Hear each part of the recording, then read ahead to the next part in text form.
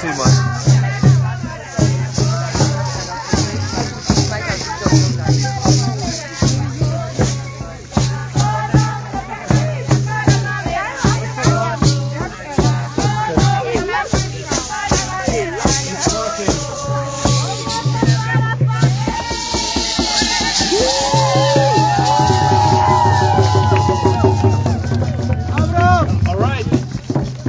We wachten tot de rij aansluit. Ik spreek nog even in het Nederlands, omdat ik zo overschakel naar Engels. Dat is mij gevraagd door de organisatie. Dus voor de ouders of verzorgers van de kinderen, vertaal het zover als je kunt. Zodat ze in ieder geval iets meekrijgen over wat er hier zo dadelijk plaatsvindt en wordt gezegd. Dan schakel ik nu over naar Engels, want we schakelen gelijk door ook. We lopen een klein beetje uit de schema, dus ik houd stipt aan de tijd en begin gelijk met het verwelkomen. Welcome on Indigenous Liberation Day 2022 on behalf of RLS and our partners Washikwa, Free West Papua Campaign, Mabika's Foundation, Amerikaanse Holocaust, Milieudefensie en Stimuleringsfonds voor creatieve industrie. Welkom.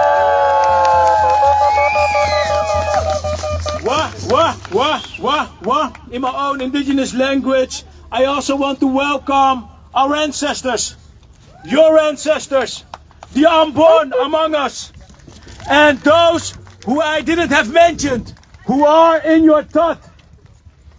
Bring them here. Speak them out. Welcome to the wind, the ground, and everything around us.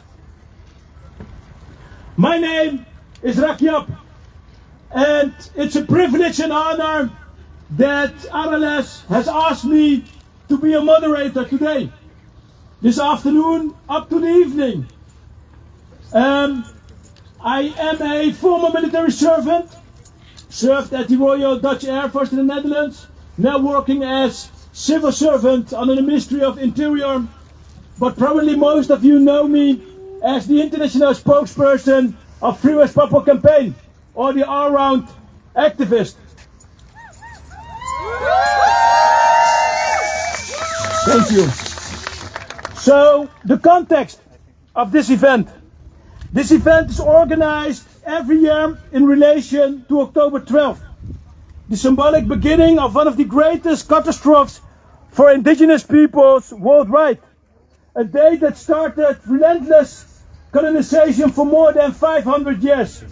The beginning of genocide, robbery and oppression. That is why it is important to stop celebrating this day, but to reflect instead on the continuing struggle for decolonization and reparations.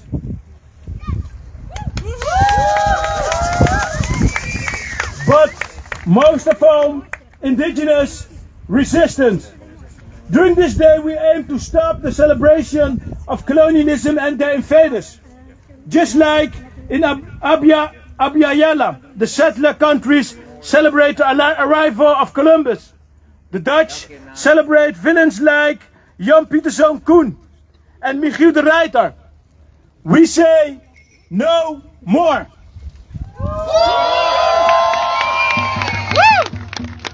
Our goal is to work towards holistic reparations to stop the ongoing invasion of indigenous lands, the environmental destruction and murder of our indigenous peoples. We have a right to our autonomy, our culture and spirituality. Today, on Kap of Java, we will hold our 1492 People's Tribunal. A trial where we will bring our present and historic colonizers to justice in front of the indigenous judge. Last year we had the honors of convicting Shell, Unilever and Jan Pieterszoon Koen for reparatory justice.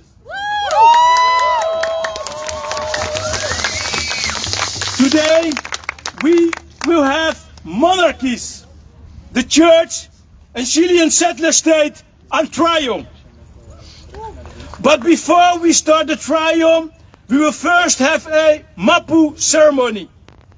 For this ceremony, please remove our flags. You can give them to Orderdienst. Right here, the flags. Or at least stand aside from the ceremony stage. We would like the stage to be neutral of flags and also the circle around the kotroen.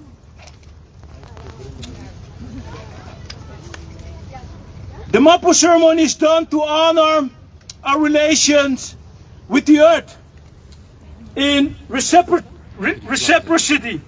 During the ceremony we will be guided in the 4 wind directions, where we give blessings to our ancestors, to those who have died while fighting against ongoing and historic colonialism, in honor of our current generation who fight for the liberation, and finally to protect our future generations for further harm.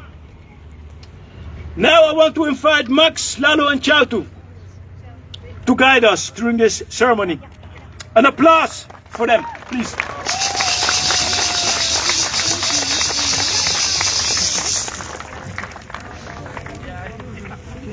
Kunnen jullie misschien even zakken? Ja, dat maakt niet uit.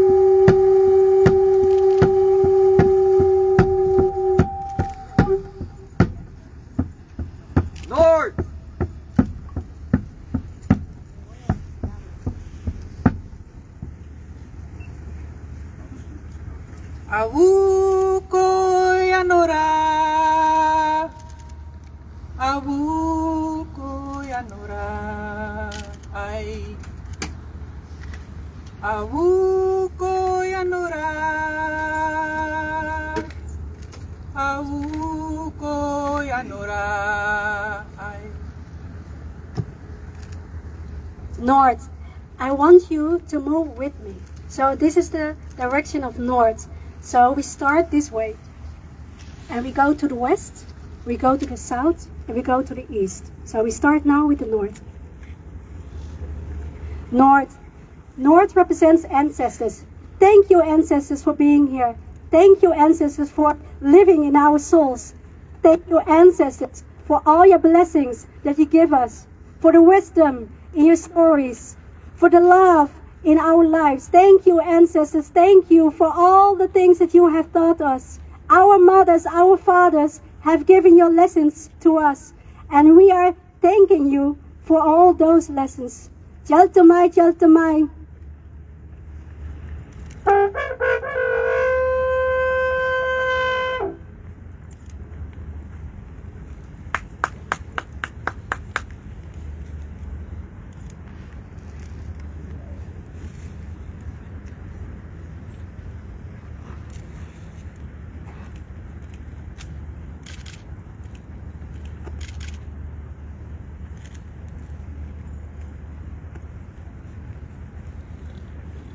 Okay, we're going to the west, so we look at this direction.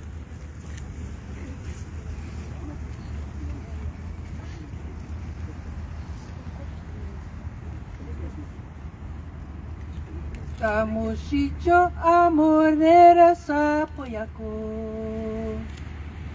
Yako wako amorera sapo yako.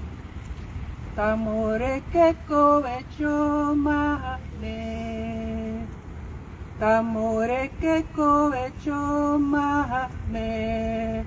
Avuko yano. West. West stands for our lost warriors, the ones who were slaughtered by the colonists, the ones who lost their lives in a battlefield, the ones who were bleeding until they died. Thank you for all the warriors in the sky world. Thank you for all your warrior spirit. It lives in us. It's there in our children, in our future children. Your battle, your fight is still there. Thank you for your bravery. Jaltamai.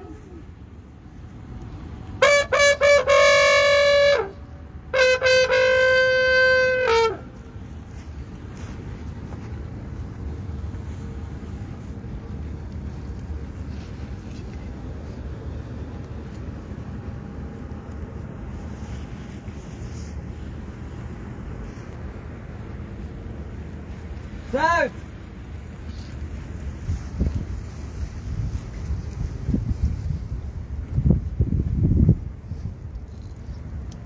Avuko yanora.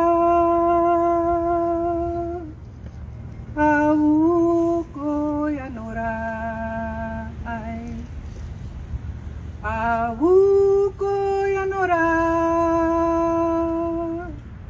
Avuko yanora. South. South represents us. It represents you. It represents your neighbor. It represents our family. We have a task. We have a responsibility. It's here the climate justice. It's there the reciprocity. We must know what values our ancestors have given to us. We must guide them and guard them. Because if we don't do that, what will happen to our future children? If we don't take responsibility in the climate crisis, what are we doing then? It's up to us. And yes, we are stuck in this. But we must continue. And we must fight. There are still colonists there. You must recognize the boats. You must recognize the symbols. And you must continue to fight. But with love. Don't ever forget the love in your heart. Without love, there's no humanity. And we are all humans. Continue the fight. Jaltamai.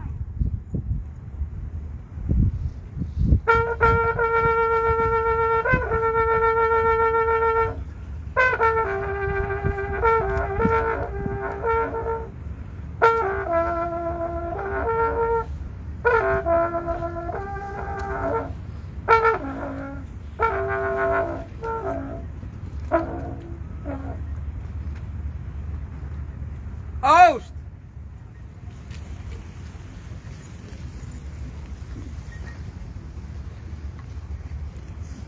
Tamushicho amorera sapo yako.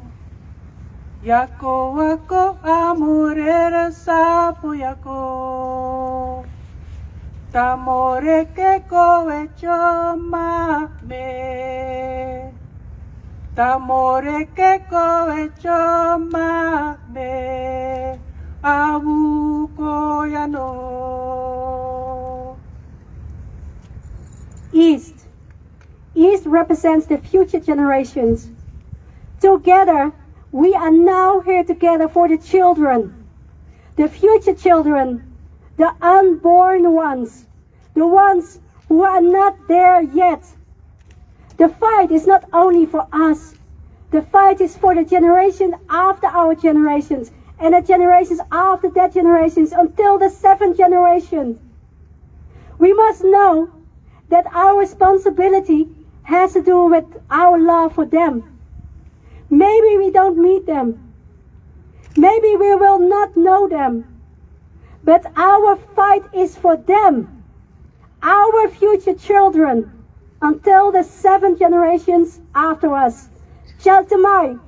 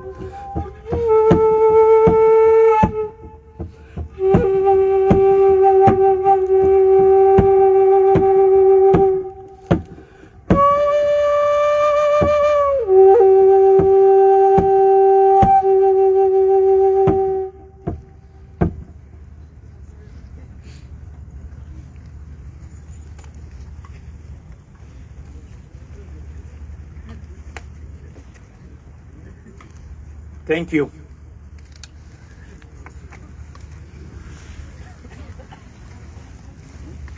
I want to thank the blessing from the ceremony and all of you who participated with it.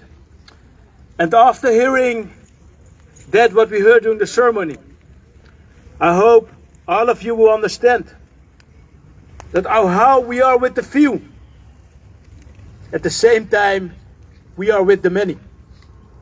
The ancestors, the fallen warriors, the future generations are all with us at this moment. Now that we have rooted again in what we stand for, it is time for reparative justice. As we know that it is difficult, if not often completely impossible, to get justice or reparations from our current court systems. It is time we have our own trial. For this, I ask our judge to come forward. Welcome. A big applause indeed. Welcome.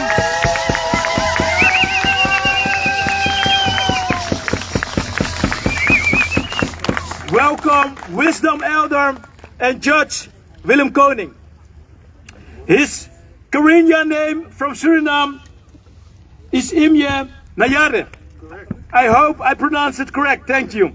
In his words, it is important to return to our self-governing systems, as our ancestors did. And let me give it a try in his language. Moro unde matome kewanje kasupiaton uapotosan warara ro rapa. He works with youth to preserve his culture and language for the next generation. Today, he is our judge. welcome, Your Honor, Willem.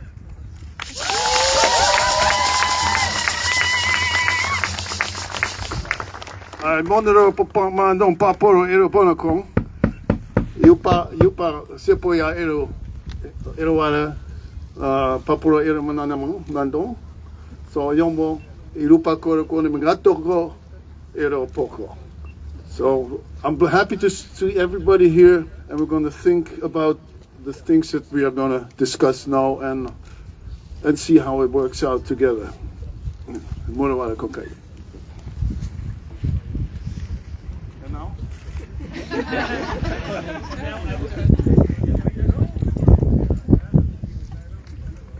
And now I take it over, Your Honor, because now we would like to bring forward our first complainant, Esther Stanford Tosay. She's a reparations specialist, international advocate, media spokesperson, scholar activist, environmentalist, historian, and educator, and perhaps much more than that. She will bring her complaint towards the church today. A warm applause.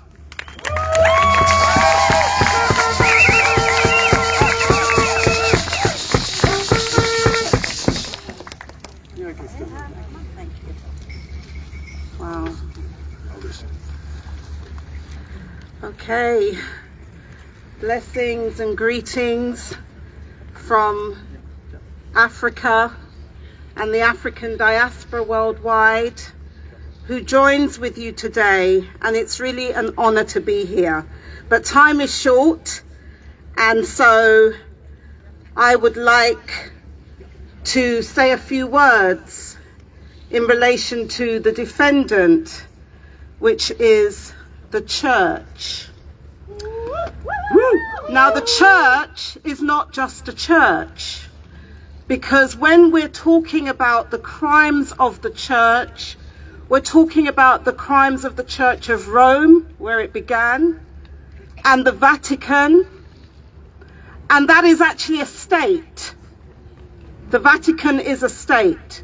So we have this combination between the church and state. And so this defendant has perpetrated and been complicit in immeasurable crimes against peace, crimes against humanity, crimes against indigenous people, as recognized by the Nuremberg Charter, also as recognized by our own respective people's law. The defendant is also guilty of crimes of genocide against indigenous people, as recognized by the 1948 Convention on the Prevention and Punishment of the Crime of Genocide. Also the international crime of apartheid, as recognized by the 1973 International Convention on the Suppression of Apartheid. When we talk about the genocide is not just of us. There is the connection between genocide and ecocide, the killing and destruction of our Earth Mother that sustains all our lives.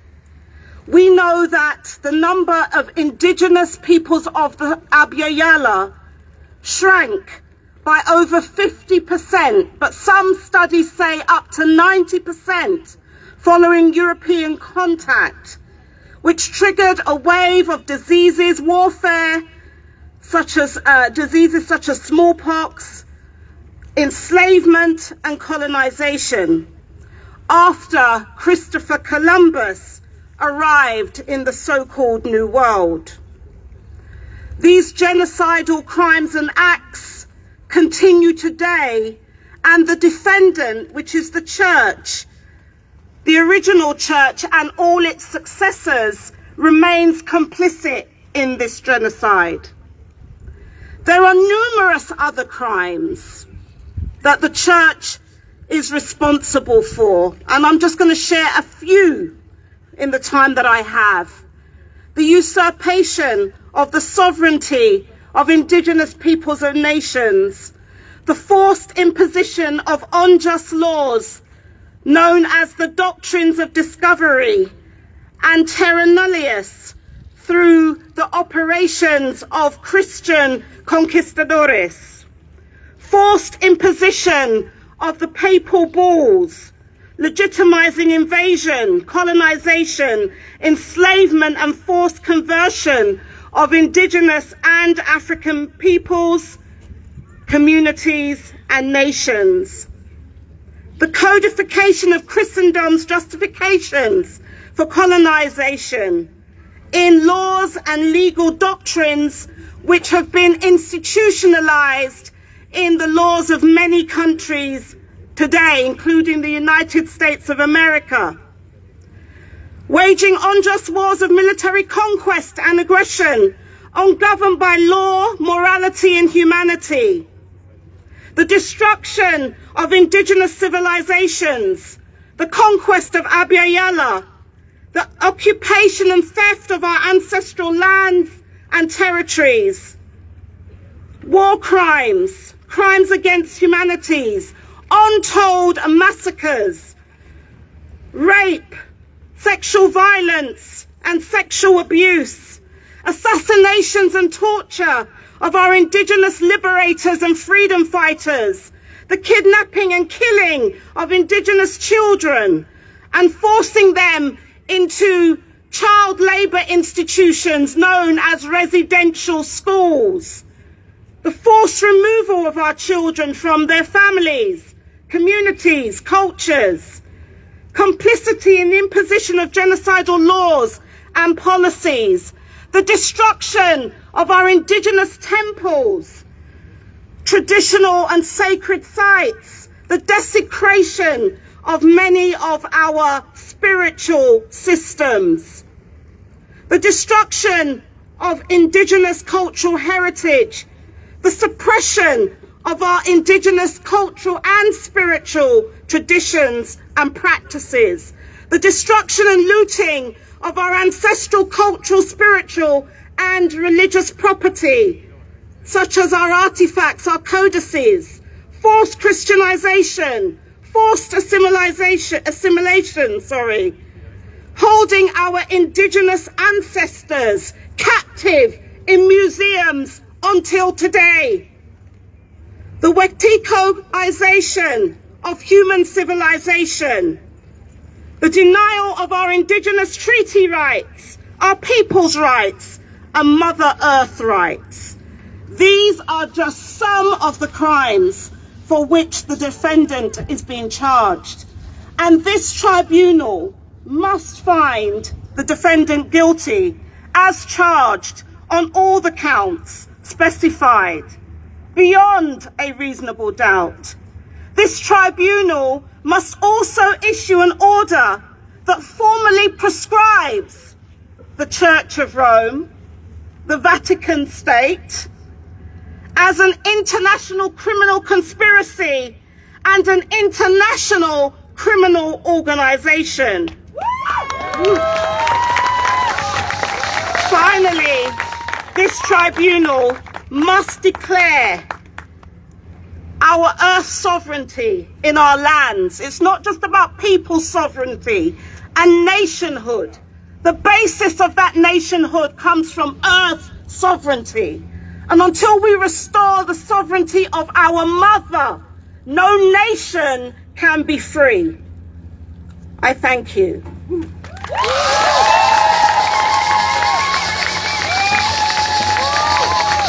I thank you for your deliberation.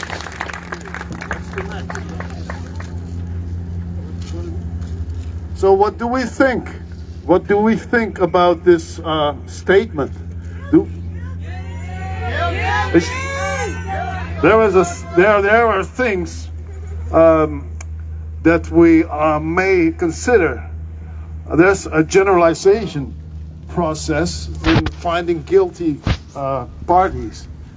So it's always important to think who really is guilty among the peoples that are being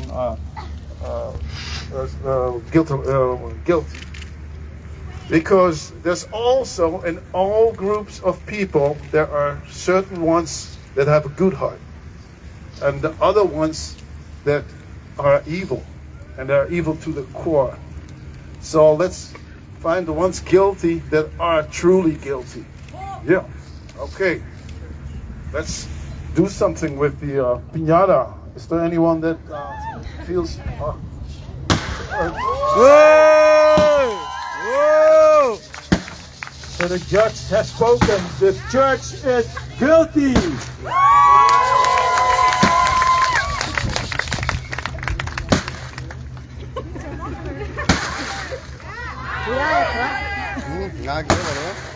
There you go. There you go.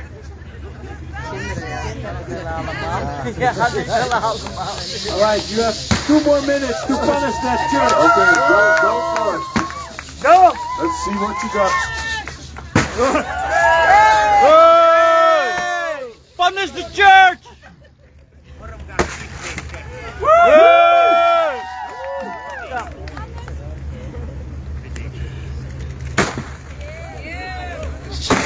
Yeah!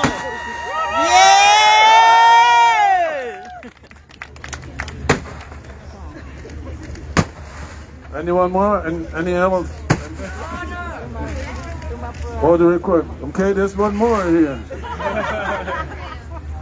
Okay. Good. All right.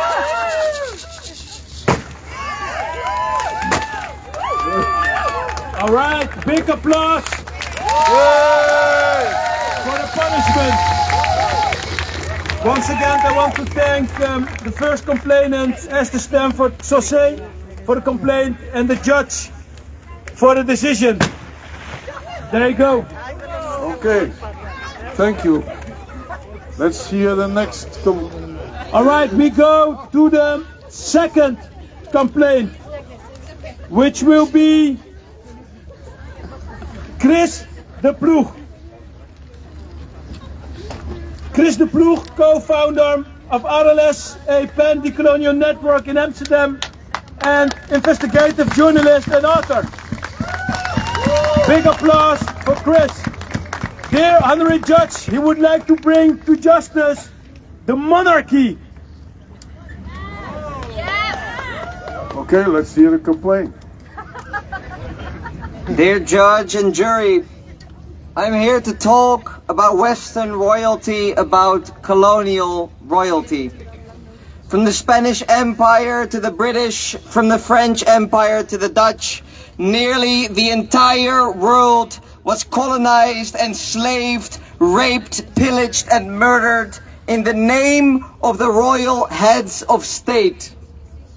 We know that King Leopold pillaged the Congo as his own personal property, killing 10 million people in a brutal Holocaust. We know that the Spanish crown financed the voyage of Columbus, setting in motion the process of unimaginable genocides and ecocides, leading to the death of an estimated 175 million people. We know that the British royalty were the main shareholders of the Royal African Company, which has shipped more enslaved people than any other company in the world. When Queen Elizabeth died a few weeks ago and everybody paid their dues and their honor, she was still the largest legal landowner in the world, only a sixth of the planet's land surface. Dear judge, we are living in the colonial present. That's what it sounds like. But I am of course here to speak not only about royalty in the general. We are here in the heart of the Dutch Empire. I am here also to talk about Dutch royalty. And for the sake of time, allow me to focus just on 3 specific examples. I believe they will suffice to make my case. First, Johan Maurits Nassau, who became the governor of New Holland, a Dutch colony in northern Brazil and one of the major centers of transatlantic slavery after the genocide of the local indigenous peoples. Maurits Nassau became one of the richest peoples in the Netherlands as he traded in enslaved people and hunted down maroon communities in a complete reign of terror. the House of Orange-Nassau was a major shareholder in the West Indian Company, which became, for a brief period in time, the single largest trader of enslaved people across the globe. The royal family as such was directly responsible for grave crimes against humanity. So let me move on to our first official king, Your Honor. I am talking about William I. Under the Dutch Constitution, the colonies were completely under his tyrannical foreign rule. William I was heavily involved in the brutal crushing of the Java Uprising, where his forces murdered 200,000 civilians. These brutal massacres laid the basis for the so-called culture system, forcing indigenous peasants to work their best lands for sugar and coffee, on which the Dutch trading company gained a complete monopoly. And who was the main shareholder of this company? It was William I. Getting rich as countless locals fell to deep poverty and even to famine and starvation. But William I was also a drug-pushing mobster. His Dutch trading company became one of the largest opium traders in the world, as they drugged the local population who slaved away on the colonial plantations. Clearly, the royal family was directly responsible for some of the worst crimes of colonialism, including forced labor, forced starvation, civilian massacres, war crimes, and massive dealing in opioids. To finish off, Your Honor, with a more recent example, Prince Bernhard, who passed away in 2004, the grandfather of the current king.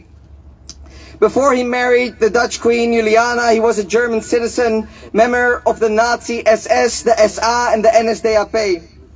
After World War II, Prince Bernhard still had the nerve to fraudulently steal 1 million guilders from a German fund for Holocaust victims. But Your Honor, there is much more. Prince Bernhard was one of the founders and the first president of the World Wildlife Foundation, which to this day tortures, murders, and forcefully deports indigenous peoples from their lands in the name of white conservationism, nature parks for tourists all across the world. And Bernhard himself was a hunter and a hypocrite. The 1,000 founding funders of the WWF are full of major apartheid figures, arms dealers, dictators, fascists, and oil barons.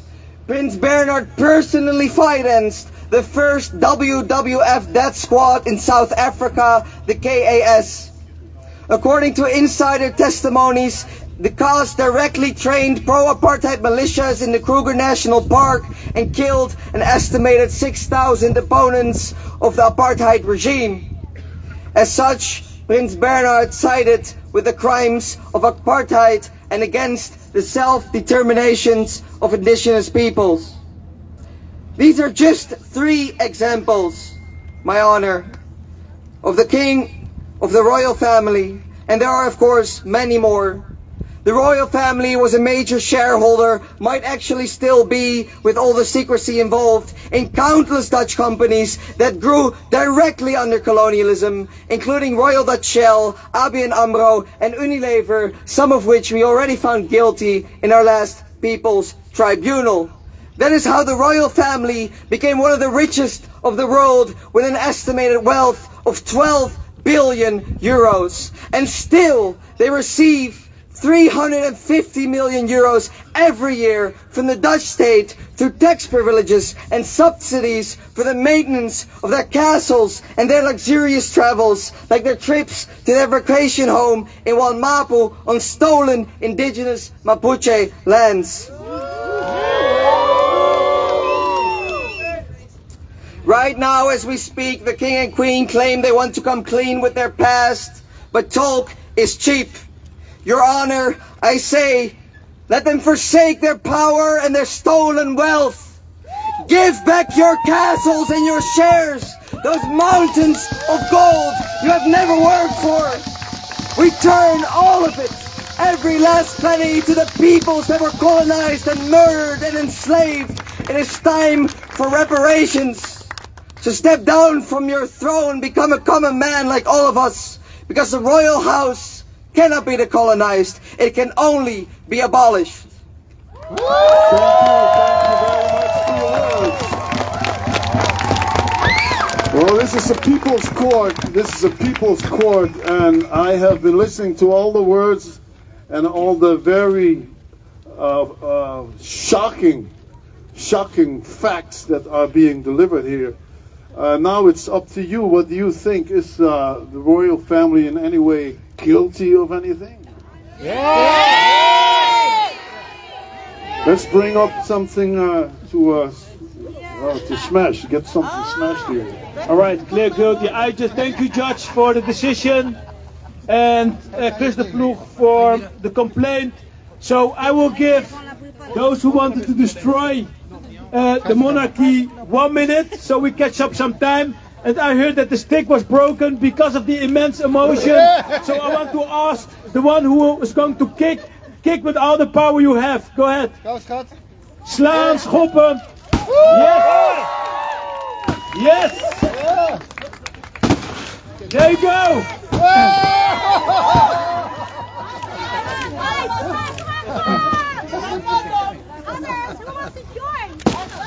Go ahead. Who wants to join? Wie wil er meedoen?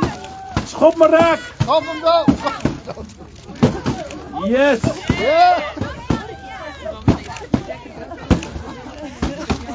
schoen blijft er gewoon in hangen, joh. Ja, die koninklijke echt. Ja, echt, hè? Dat heb ik al vanaf kind zo van, hè?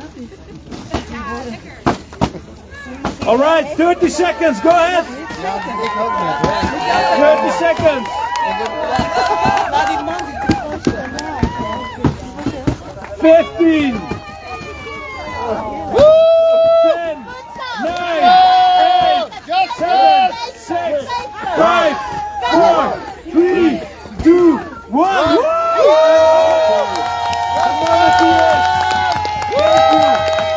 Thank you so much. All said and done. All right, we go to the third and last complainant. They will be from Chautuleo Tranamiu, a Mapuche Pewenchi and co-founder of Arales, a pan-decolonial network in Amsterdam, as before. Dear Honorary Judge, she would like to bring to justice the Chilean state today.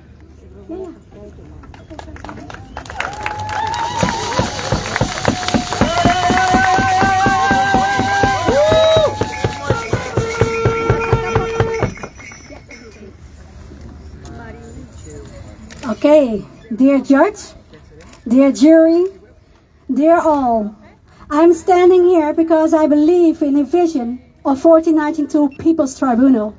I believe in the need to change the system of law because that system has not worked for us.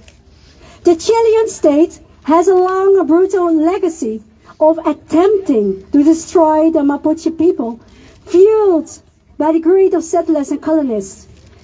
It was a state-led genocide. I'm not here to ask gently for reparations. I'm also not here to spread out my love solely and we do kumbaya afterwards. No, no, no. I'm not here solely to mourn together. I'm here to trial the Chilean state, and I want to make sure that they won't get away. So before I start with this, I want you to shout. I want you to clap, because it will be recorded. So I need you to work with me. Is that okay? Okay. So dear judge, let us start. Because the list of atrocities done by the Chilean state is endless. My case is made out of 4 atrocities. 4 strategies of the Chilean settlers' colonial mission to eliminate indigenous peoples. My evidence is collected for you to examine. And this evidence must bring the Chilean state out of its historical amnesia. Okay.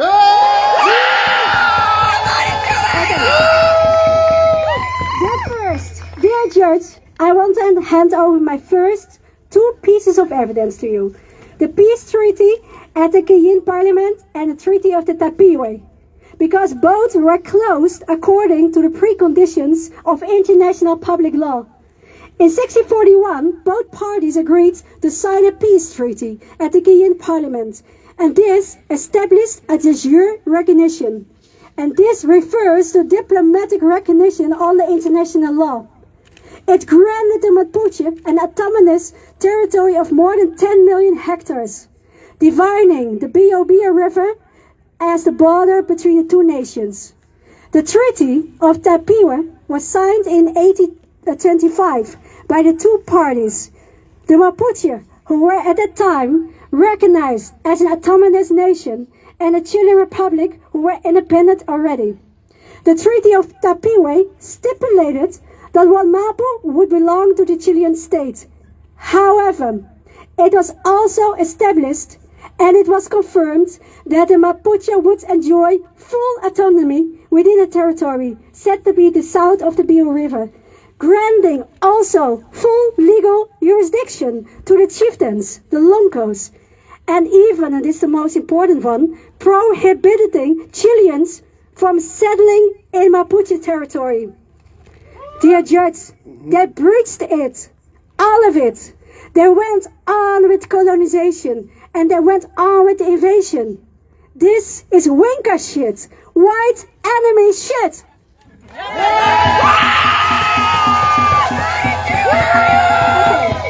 Okay. Dear jury, dear judge, they pushed us further into reservation. You know how they did it? They slaughtered us, the dehumanization of people. Then they did the reservations, the creative body immobilization. It were prisons.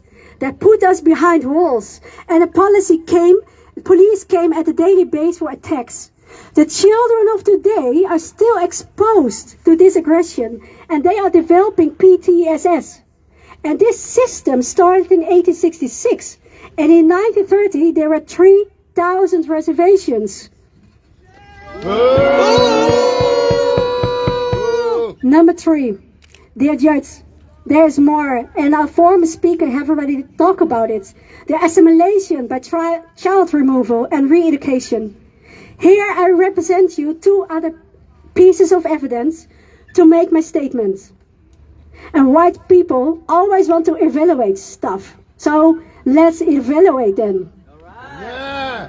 When we evaluate various state policies towards indigenous children in the United States, Australia and Canada, we have proof that it was a state-led genocide. I have more evidence, dear judge, because it was the same case in Chile. Children were forcibly taken from communities and placed into the boarding schools or to become a slave for the upper class. Hundreds, even 1,000 miles away from their families, stripped of their traditional clothing. Their hair was cut short and they were given new names and forbidden from speaking their indigenous languages. Thank you, thank you. Mapuche children continued to be kidnapped, assaulted. Boarding schools, dear judge, it was all over the place in Chile. The Chilean politician wrote down in 1849, what is the objective? To civilize the Indians, to convert the remains of the primitive inhabitants of Chile into useful citizens. 4, criminalization, and it's the last one. Criminalization of the indigenous resistance movements. They use anti-terrorist law against the Mapuche. It toughens sentences for offenses, doubling penalties, allows faceless witnesses, undermines the right to a fair trial, and delegitimizing the land claims of Mapuche people. Dear jury, I hope you have listened well. Dear judge, I hope you have also listened well, because I don't have belief in the international law of the order to stop this impunity. I do believe in our 1492 People's Tribunal. So let's stop this impunity. And thank you all for listening. Jal Tamai.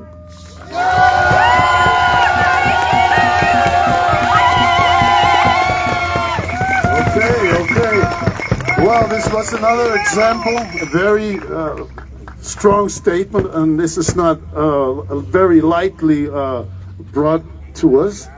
The thing is that when people are being dehumanized, and that's what we're talking about here, and used as property, and there is nothing right about it, you know, if we just put it straight. So I think that it's time to